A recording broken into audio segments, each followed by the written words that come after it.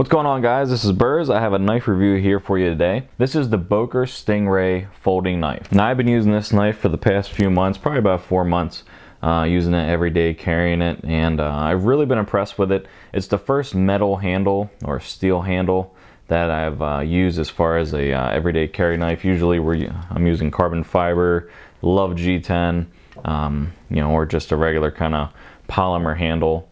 There's G10 for another knife I've carried. I've also reviewed this Recon 1, reviewed this Bad Monkey by Southern Grind that has a carbon fiber handle to it.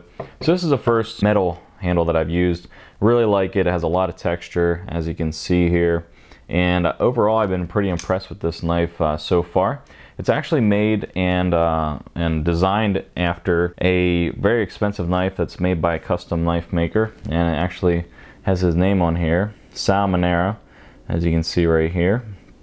And I'm not sure exactly the backstory to the licensing or whatever, but this is a very, very close replica to that very expensive knife made by Sal Manaro, and it is about $1,600 for the custom knife, which I would never be purchasing just for the sheer fact of it's definitely out of my price point. But for this Boker, you're looking at about $160, $125 to $160 depending on where you find it and depending on which steel. This is VG10 steel. They also make one with a different steel. I believe it's 440C, but this one I got was a VG10 because it's a little bit of an upgrade as far as steel goes. I really like VG10. Holds the edge real well, relatively easy to sharpen, cuts very nicely. So let's talk about the weight and the length and such. The overall length is 9 3/5 of an inch, and the blade length is 4 1/8 of an inch. The weight is 5.4 ounces. So you're gonna look at about a little bit heavier than what you normally would see with a blade, and particularly just because of that metal, that titanium handle is gonna add a little bit of weight. You know, compared to something like this Southern Grind Bad Monkey, which is one that I've been recommending just for the sheer fact that it's American made. It's really well done.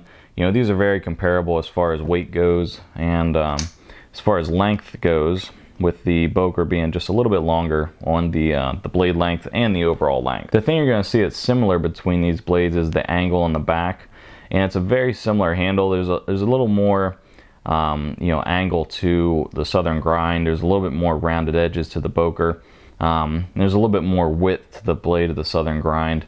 But what this blade provides for you is a nice belly to the blade, so you're going to get a real nice cut, and it has a very precise tip. And the only thing I'll say is you don't want to use this tip for anything like prying or anything along those lines. You can see it's real narrow, so you don't want to, you know, the only thing I would caution you with is if you're using it for you know, intense cutting or anything like that, that tip could kind of either bend, break off, or anything like that, so you want to be careful with the tip. But as far as the blade goes, you know, you have a nice straight edge at the bottom. You have a nice belly to it right here, so you have a lot of cutting surface there, and it's just well done as far as it's put together. Some people have mentioned that it's a little bit loose. As far as the one I have here, you can see that there is just the slightest left to right. I don't know if I can even pick that up on camera. Just the slightest bit, but up and down there's zero up and down play to this knife. You can see it's a frame lock. Get a little close up of that there. The frame lock locks up nicely, as you can see here. I'll try to get a picture of that. Locks into place real nice. I haven't had any problems with it coming out of place or anything like that. When I initially got it, you know, you got to break it in a little bit. It was kind of sticky as far as the frame lock went, but over the last few months, you know, it's definitely kind of loosened up. It's kind of broken in, and definitely opens authoritatively and quickly, and breaking it down is easy as well. You know, the texture in this is extremely, you know, good. It's grippy. And that's one thing that's always turned me off from metal handles. Usually they're smooth, they don't have a lot of texture to them from the ones that I've seen, and there's a lot of texturing going on with this handle, and it's real grippy. And there's on the back part here, you can see that is extremely grippy on the back part there. I really like that a lot. You have a little bit of serrations up here on the top if you want to use that, and the design here with the thumb stud. It's kind of like a disc thumb stud, as you can see, and there's some knurling on the edge there, which really, allows you to kind of, get a hold of that and flip it up real easily. You can see there's no liners or anything like that going on. This is just basically a spacer in the back here, the metal handle, the frame lock, and then you have the blade and just the regular, screws and hardware. So there's not a lot going on with it, but it is well done. So let's take a closer look at it.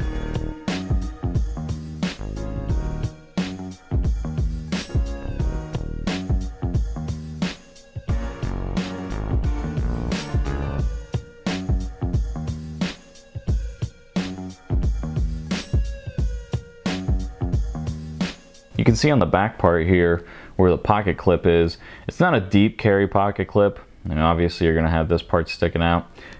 Is that something they can improve on? Sure. Sometimes I don't really use pocket clips. I kind of just put it in my pocket, depending on what it is. But the one thing you'll see on this is underneath, they actually have it a nice flat, smooth surface. So when you're taking this in and out of your pocket and you use that pocket clip, you're not gonna have that tear up your jeans or whatever other clothing you have. So you can see that nice smooth surface. So that's attention to detail with this knife. As far as the blade goes, like I said, extremely sharp, durable, all of that you expect from a VG10 steel is definitely there. So overall, I've been very impressed with this knife. It's definitely one that is in my rotation as far as what I like to carry. Obviously, I like to carry the Bad Monkey by Southern Grind, but I have no qualms about carrying this Boker. A lot of people will talk about how you're going to use this knife. You're going to use it for everyday carry, tactical, etc. You can use it for pretty much any situation that you're looking to put it in use for, tactical or everyday carry. Whatever you're looking to do for it, you can do with that, especially with the frame lock and the blade steel and just the way it's constructed. It's just constructed extremely well. So if you guys are looking for a great knife to use pretty much every day, this is definitely one that I would take a look at. I think the price point's good for what you're getting. Obviously it's not American made, but it is a very good knife, and I think the price point's good, like I said. So if you guys have any questions or anything, go ahead and let me know. If you guys have a Boker folding knife or this Stingray by Boker, go ahead and put it in the comments down below, or better yet, make a video about it. And until next time, later. Not particularly when you're around a camera, but that sounds stupid. Let's do this again.